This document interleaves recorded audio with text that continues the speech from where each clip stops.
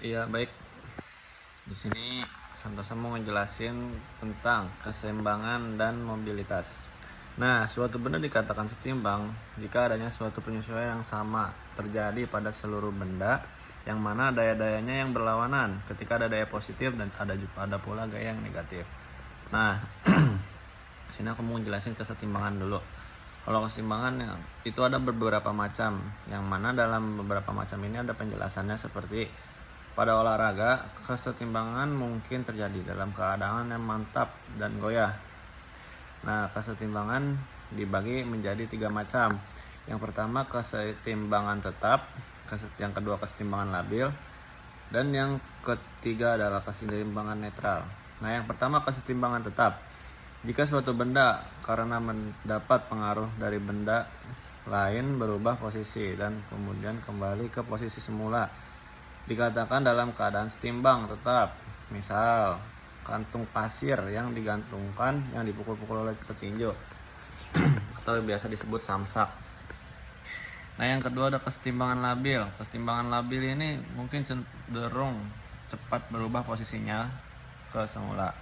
Misal orang yang berjalan di atas tali, perenang, atau pelari pada saat start. Nah, kemudian yang ketiga ada kesetimbangan netral, yang mana kesetimbangan netral ini agak berbeda dengan yang terdahulu. Misal seperti bola tenis yang diletakkan pada permukaan yang rata, yang mana bola tersebut tidak mempunyai kecenderungan untuk kembali ke posisinya karena bergerak pada permukaan yang rata gitu. Terus bolanya bundar. Nah, ada juga tingkat kesetimbangan. Nah, di tingkat kesetimbangan ini ada 5. Yang pertama, kesetimbangan berbanding langsung dengan daerah tumpuan tubuh. Yang kedua, kesetimbangan tak berbanding langsung dengan jarak tubuh di atas tumpuan.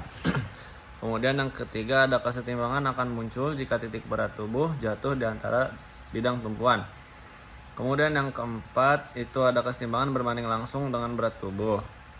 Yang kelima, kesetimbangan pada arah yang dicenderungi berbanding langsung dengan jarak lurus titik berat tubuh dari posisi tumpuannya ke arah yang kesetimbangannya akan lebih besar jika digeserkan antara tempat tumpuan dan bagian tubuh yang berkontraksi. Nah, kesetimbangan berbanding lurus. Kemudian pula ada yang namanya mobilitas. Kalau mobilitas atau biasa disebut mobile, yang mana lawan kata dari kesetimbangan adalah mobilitas. Selain faktor kesetimbangan sangat penting dalam pendidikan jasmani dan olahraga, faktor yang juga diperlu perhitungan adalah mobilitas. Nah, faktor ini dalam hal starting, fucking, stopping. Kalau starting itu saat memulai gerakan, fucking itu gerakan tipuan, stopping berhenti dengan gerakan. Yang pertama, starting. Starting merupakan faktor kunci keberhasilan dalam berbagai cabang olahraga seperti lari cepat, berenang, terus pemain softball yang berusaha untuk melakukan gerakan cepat.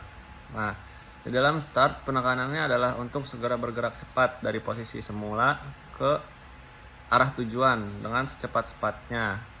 Nah, kemudian yang kedua itu ada gerakan tipu atau fucking. Biasanya dalam olahraga suatu tindakan gerakan tipuan ini dilakukan dengan sempurna dengan berbagai macam taktik dan keunggulan seorang pemain untuk mengecoh lawannya, seperti misal pemain bola yang mengecoh lawan-lawannya. Kemudian ada juga gerakan dalam pencak silat. Kemudian ada permainan bola basket. Nah, kemudian yang ketiga ada berhenti dari gerakan atau stopping, yang mana keterampilan atlet dalam melakukan gerakan berhenti dengan seketika atau memperlambat gerak majunya yang diperhitungkan dipelajari dengan baik. Biasanya di sini ada beberapa hal untuk dilakukan, seperti memperbesar jarak antara garis pusat tubuh di depan tumpuan, kemudian ada merendahkan titik pusat berat tubuh. Nah, jadi mungkin materi yang saya sampaikan sekian, kurang lebihnya mohon maaf. Assalamualaikum warahmatullahi wabarakatuh.